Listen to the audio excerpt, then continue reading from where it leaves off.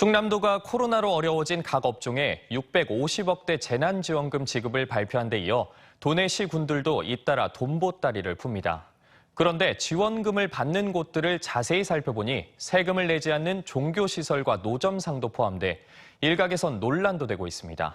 무엇보다 국민의 세금으로 쓰는 만큼 피해를 본 사람들에게 조금이라도 더 주는 게 맞지 않냐는 주장인데 지방선거를 의식한 선심성 논란이 일고 있습니다. 김세범 기자입니다. 지난 14일 양승조 충남지사는 긴급 발표를 통해 코로나 장기화로 지역민의 피해가 크다며 도 예산 657억을 풀기로 합니다. 전에는 주로 소상공인 등이 대상이었는데 이번엔 대리기사와 문화예술인 등 300여 업종이 망라돼 16만여 명이 혜택을 봅니다.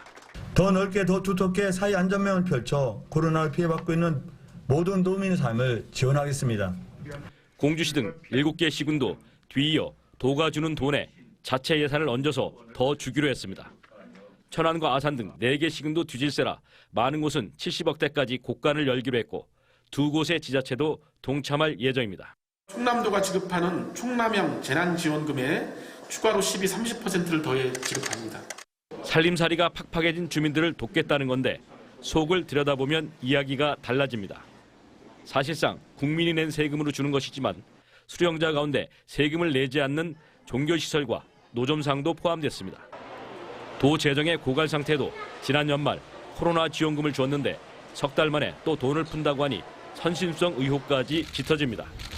더구나 윤석열 정부가 출범하면 공약대로 50조의 코로나 지원금을 풀게 돼 중앙정부의 광역단체, 기초단체까지 2중 3중으로 예산을 쓰게 되는 겁니다.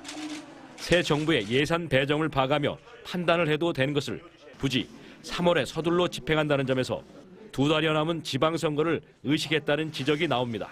선심성 예산들을 마구 무차별하게 쏟아붓는다라고 하는 것은 선거를 앞둔 현직들이 그 유리함을 가져가기 위한 전략이다.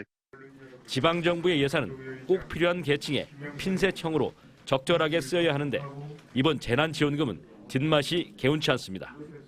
TJB 김세범입니다.